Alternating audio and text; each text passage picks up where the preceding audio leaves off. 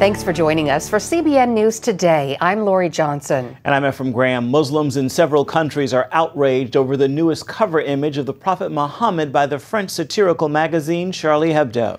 The magazine's new cartoon has led to more violence and death. Mark Martin has the story. Protests turned deadly in the Western African country of Niger.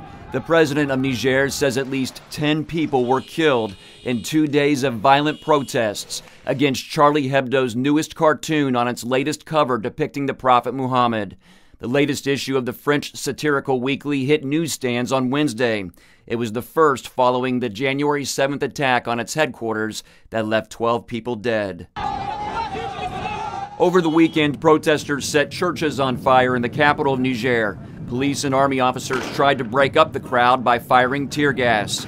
Protesters also set fire to roadblocks across the city, its French Cultural Center, and the National Lottery Building. In Pakistan, protesters stood on French, U.S., and Israeli flags and held a poster which read, "We condemn the blasphemy of Muhammad" in Charlie Hebdo. Mainstream Islamic tradition states any physical depiction of Muhammad, even a respectful one, is considered blasphemous. On Monday in Afghanistan, hundreds of Afghans burned the French flag and chanted "Death to France." The protesters also demanded the French embassy in Kabul be shut down, and they want the French government to apologize to Muslims. Mark Martin, CBN News.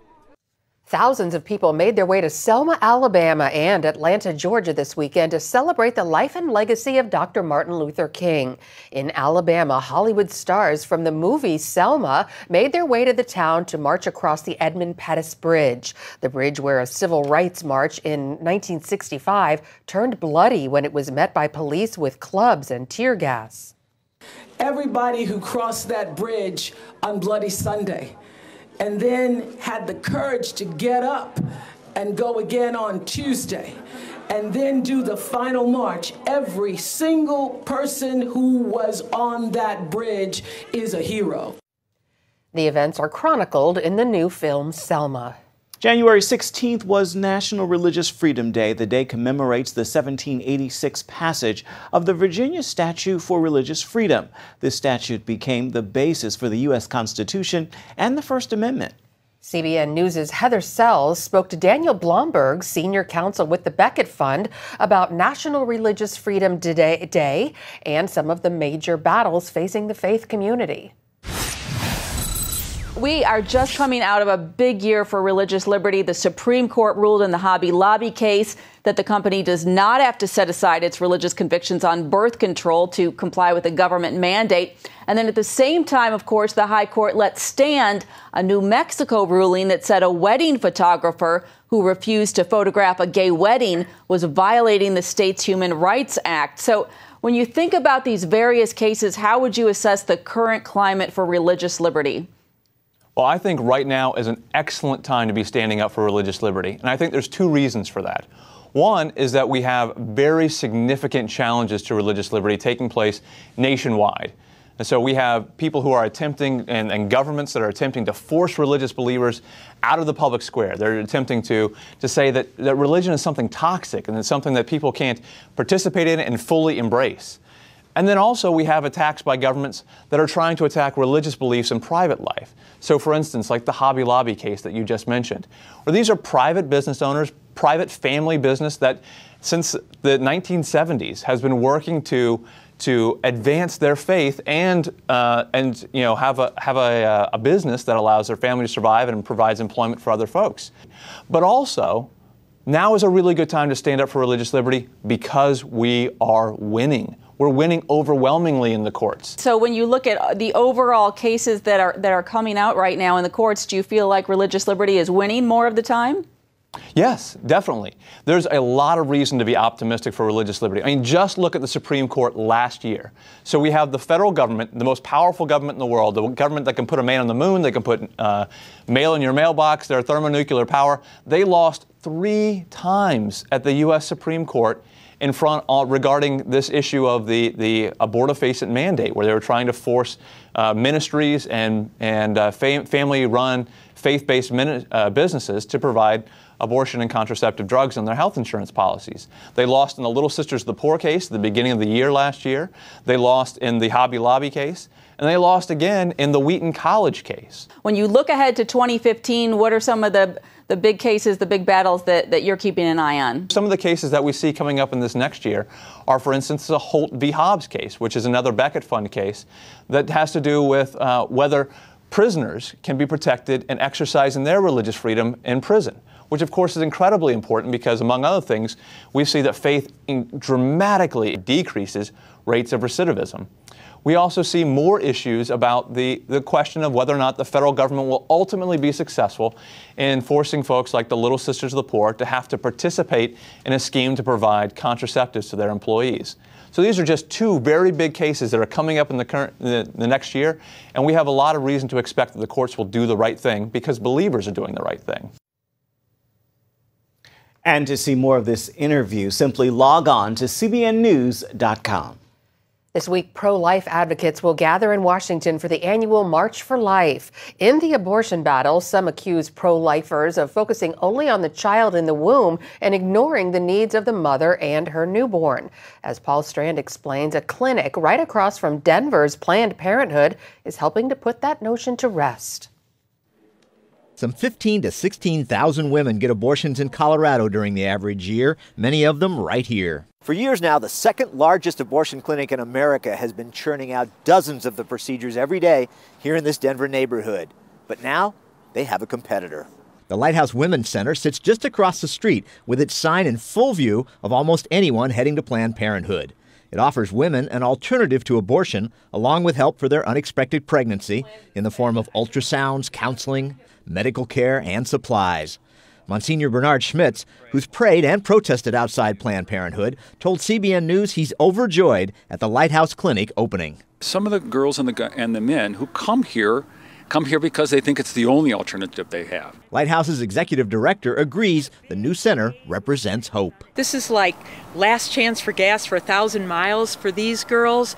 It's crucial because they could turn down that road, see our sign, and something could still touch their heart, even at the very last second, as they're contemplating abortion for their baby. Nurse sonographer Paula Sewer wanted to perform ultrasounds here and make a positive impact on each pregnant woman or girl that comes through the door. It's such a crucial time for her. There's never really a mundane day because they're really life-changing decisions, and it's an honor really to be able to be part of something like that for somebody. Grandin says Lighthouse follows in a 2,000-year tradition of Christians fighting to save babies. The ancient Romans would throw away the babies they didn't want.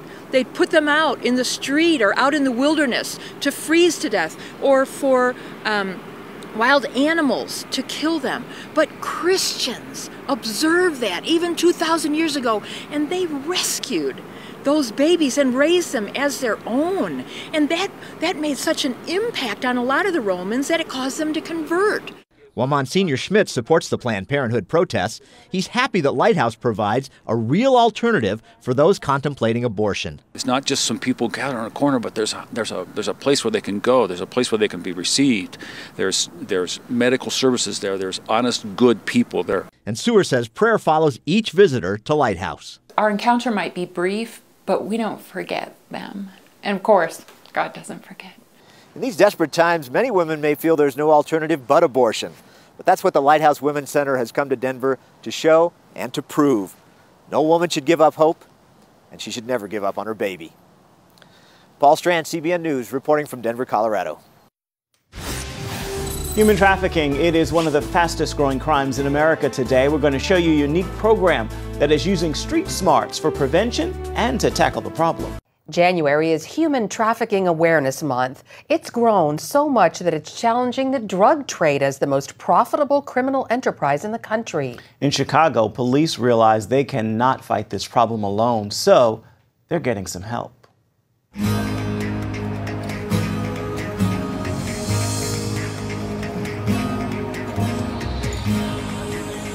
Chicago's beauty attracts more than 40 million visitors a year. The city offers more than 200 theaters, a magnificent mile of high-end shops, and 26 miles of lakefront. But that busyness and beauty also brings an ugly side to the big city. We've got officers that really care. Chicago police are working to solve more than 220 missing person cases, and a growing number of those are children being trafficked for sex. It just gets to me sometime. Not sometime, all the time. Trying to rescue these kids in the condition that they're in. Dehydrated, you can see the ribs. Just standing there, no shoes. Eyes bloodshot red, body been abused. Fighting this crime wave takes more than a gun and a uniform. You need street perspective.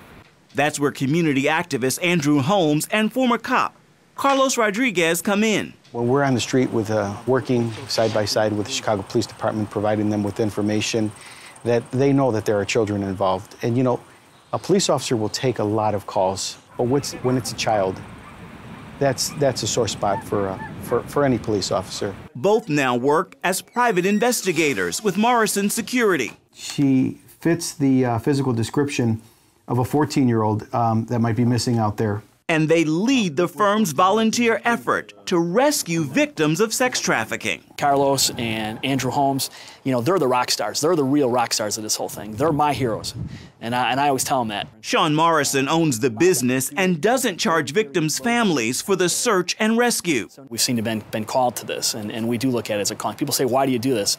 And my response has always been, if we don't do it, who is going to do it? We have a phone center. It's 1-800-YOU-TELL-US. And a lot of people call our phone center because they don't want to call the police, because they're afraid. On our visit, now, were you able to run that through our photo recognition? They take a call about a missing 16-year-old. After talking to police, we figured we try to take this guy down, rescue these kids first. And scouring online sex ads. She was on this morning, this girl, and if you look at the pictures of her, her body's not even developed yet. They follow a lead to a nearby hotel. Have you seen this gentleman coming in here late at night or late in the evening times? And when somebody calls us and says, my child's missing, we can't go, okay, well, we'll get back to you tomorrow. You know, we have to drop whatever we're involved in, and we need to address it immediately. One day after receiving that call, Carlos and Andrew tracked down the missing girl. Give me 5 minutes, just look out the window. At an abandoned house on the city's south side. You've been staying here a while, haven't you? This is what it looks like inside what's known as a trap house. There's a bed back here. So they'll come up here. This is where they sleep at night. It never gets old because there's always another one. But to deliver her hand in hand to her family, oh, it means so much to me. It's mean glory to me. My prayers have been answered. Andrew reunites this victim with her uncle. How am I feeling right now? I feel so blessed right now. My daughter just graduated yesterday, and just to find her is just another blessing in itself. This day's happy ending becomes the latest of more than 85 rescues performed by the security firm. Our first mission is to rescue these children from off the streets and get them back to their families or get them into an environment where they have safety. Our second mission is to educate. All of this is private. This is off limits. All of this is off limits. Just hours later, Andrew heads again to the city's south side, this time warning children at the Southside Worship Center about the danger. We had no idea that it was happening right here. I had no idea. The church's pastor, Titus Lee, makes it his mission to teach the children and adults in his congregation. He even turned a Wednesday night Bible study into a workshop on sex trafficking. I realized that if the church is silent, we're going to lose more young people. We must be vocal, we must be proactive, and we must engage. The pastor and father of young daughters says his eyes are certainly more watchful. When I look at a girl walking alone now with her head down, I wonder, is she one? Where's her home? Is she out here wandering, or where is she? Is she under someone else's control? Or is she headed that way without intervention? You know, when I see them on their cell phones scrolling now, who are they communicating with? It's reality. They're victims and probably victimizers. Took me right in community and or in the church. And while Morrison Security has rescued several victims in his church's neighborhood, many potential targets remain across the city. They cover the whole spectrum from A to Z as far as background goes, educated, some are not educated, some are work, middle-class families. We even have law enforcement personnel. Human trafficking is a speeding train, moving faster than even police can track. And they say its profit engine could soon overtake the drug trade. Up next, heart disease can strike at any age. A popular Fox News anchor and his family learned that the hard way. Hear how God is using their journey. Life was good for Brett Baer. He was a popular Fox News anchor and his wife had just given birth to a healthy son. Well, at least that's what they thought. While they weren't prepared for what happened next, God had a plan. Jennifer Wishon explains. Paul Baer looks and acts like a pretty normal boy about to turn 7. But so much about his young life is special. Good evening, I'm Brett Baer. You may recognize Paul's dad, Brett, as the anchor of Fox News Channel's Special Report. After his wife Amy's normal pregnancy and delivery, Paul, the couple's firstborn, appeared to be the picture of health. But as Brett and Amy prepared to take Paul home, a nurse they now call their guardian angel noticed his color was off. After testing, the couple learned their son had not 1 but 5 congenital heart defects. In order to survive, the Bear's 6-pound, 12-ounce baby boy needed open heart surgery. Now, 3 heart surgeries, 7 angioplasties, and 1 unrelated stomach surgery later, Brett relives the adventure in his new book, Special Heart, a journey of faith, hope, courage, and love. Looking back, it was a hard time. It still hits home. I mean, this many years later, we've been through this many surgeries and this many angioplasties, and you can see, I mean, it's still emotional. It's hard looking back. That was the hardest part about this book, is having to look back. Soon after Amy learned the news, she briefly became the oldest patient at Children's National Medical Center. I just collapsed. And I think the stress of it all my body emotionally, I think, just shut down. That's where we made that pact in that emergency room treating Amy. Is that we decided that was the moment. A pact to stop the self-pity and devote all their energy to Paul. From that moment, the couple decided Brett, the journalist, would take care of the medical details, and Amy would focus on being a loving mother. Each night as they left the hospital, they agreed to focus on being 1 day closer to taking Paul home with them, a daily rite they marked with a high five. The Bears later learned at that very moment, a congregation in Colorado was praying for them. For the first time, the couple truly experienced the power of prayer, and it wouldn't be the last. And the day of Paul's heart surgery, we had a local priest come and pray with us in the little hospital chapel. And as we were praying, we were all kind of holding hands, and I had this vision of these beams of light all around Paul's, the surgical bed. And I just knew in my heart he was going to be okay. Church is wherever we find Christ present. It's really Christ is present in the love of this family. Then, before Paul's surgery, the Bears, who are Roman Catholic, made another decision for their son. Paul was going into surgery, and we realized he wasn't baptized. And, there was risk going into surgery, and we just wanted to make sure he got on God's scoreboard beforehand. The thing that was special was that there was nothing fancy about it. It was just a curtain around a bassinet and beeps and wires, but it was all of our family. And there's something beautiful about having family members all around Paul, and we wanted to be sure that all our family members had met Paul. Fast forward 7 years, and young Paul is doing great.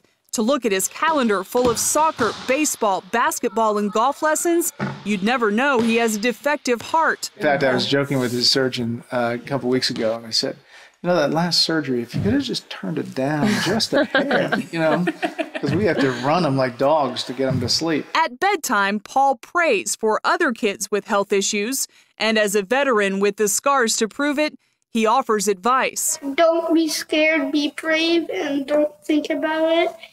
It's going to be really fast, and at the end, you're going to get a lot of special treats.